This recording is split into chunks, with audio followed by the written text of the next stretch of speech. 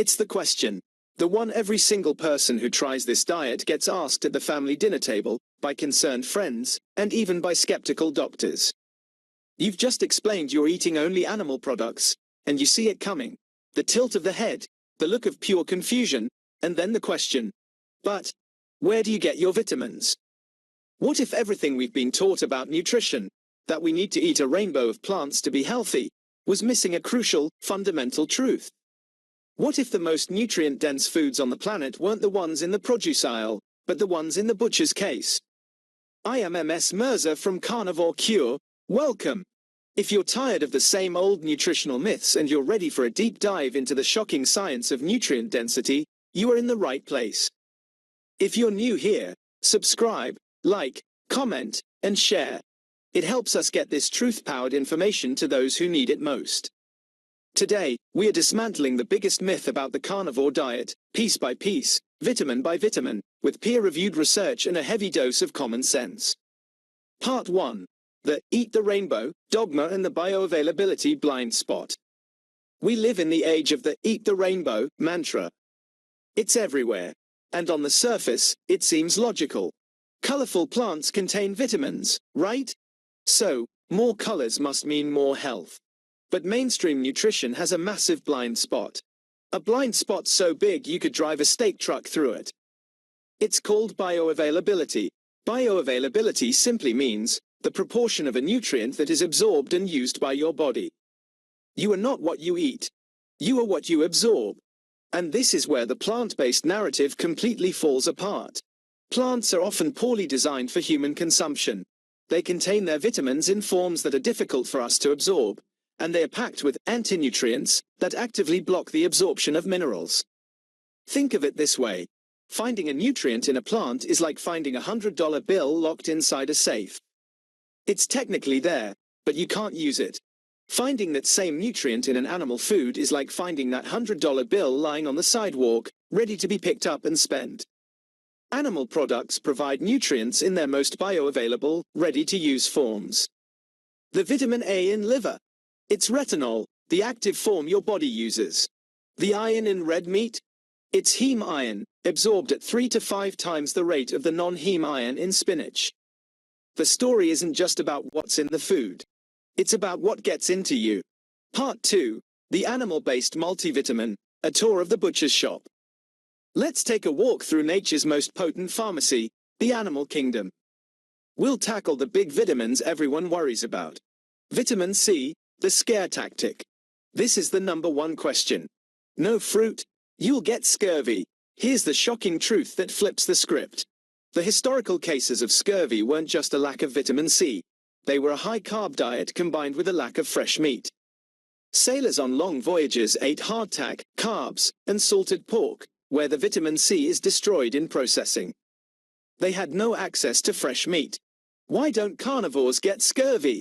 2 reasons. Fresh meat contains vitamin C. Organ meats like liver are particularly rich sources. A 100-gram serving of beef liver provides about 30 to 40% of the RDA. On a zero-carb diet, your requirement for vitamin C plummets.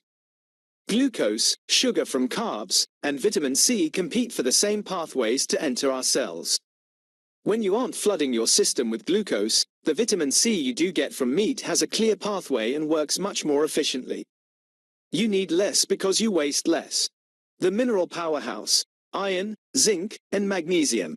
This is where animal foods shine with brutal efficiency. Iron. The heme iron in red meat is the gold standard. Your body absorbs 15 to 35% of it. Compare that to the non-heme iron in spinach, of which you absorb a paltry 2 to 20%. You'd have to eat a wheelbarrow of spinach to get the same amount of usable iron as from a single steak. Zinc. Red meat is one of the best sources. And again, the absence of phytates in plant foods means this zinc is fully available to boost your immune system and support hormone health. Potassium. We're taught to think of bananas. But a 6-ounce steak has over 500 milligrams of potassium. Meat is a potassium powerhouse. The fat-soluble vitamins A, D, E, and K2. This is the secret weapon of the carnivore diet. Vitamin A, retinol, Liver is the single most concentrated source of preformed vitamin A on the planet. The beta-carotene in plants must be converted into retinol in the body, a process that is inefficient for many people. Vitamin K2. This is a critical vitamin for directing calcium into your bones and teeth and away from your arteries. It's almost non-existent in the plant kingdom. Where do you find it? Grass-fed butter, egg yolks, and organ meats.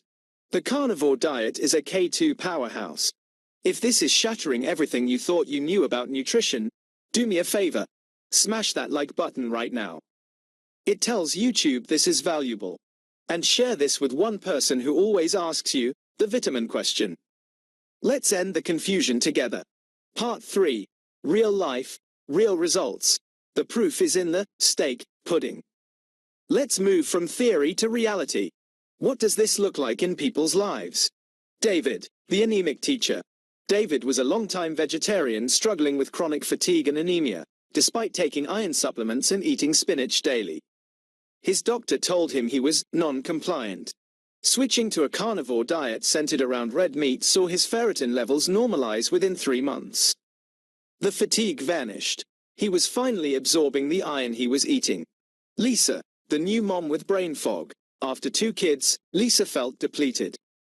Her hair was thinning, her skin was dull, and she couldn't shake the mom brain. She was eating a balanced diet. On carnivore, focusing on eggs, salmon, and including liver once a week, her energy and mental clarity returned. Her hair grew back thicker than ever. She was nourishing her body at a cellular level. Coach Mike, with joint pain. Mike, a former athlete, was popping ibuprofen like candy for his aching knees and elbows. He ate a healthy diet rich in vegetables. When he eliminated plants and went carnivore, his joint pain disappeared. The removal of inflammatory plant compounds, combined with the high levels of glycine and other healing amino acids in meat and bone broth, allowed his body to finally repair. These aren't miracles. They are examples of nutrient sufficiency. Part 4. Addressing the FAQs and concerns. I know you still have questions. Let's hit them head on. What about fiber? We covered this in a previous video, but the summary is, fiber is not an essential nutrient. For many people, it's a gut irritant. In the absence of fiber, the gut can heal, and many people experience an end to bloating, gas, and IBS symptoms. Do I have to eat organ meats? I hate liver. While organ meats are the most concentrated sources of certain nutrients, they are not strictly necessary for everyone. A diet of muscle meat, eggs, and fish, especially if you include some dairy like butter, is incredibly nutrient-dense. Think of organ meats as a nature-made superfood supplement. Is this safe long-term? Where are the long-term studies? While large, long-term RCTs are few, we have evolutionary precedent. Many cultures thrived as near carnivores. The Maasai, Inuit.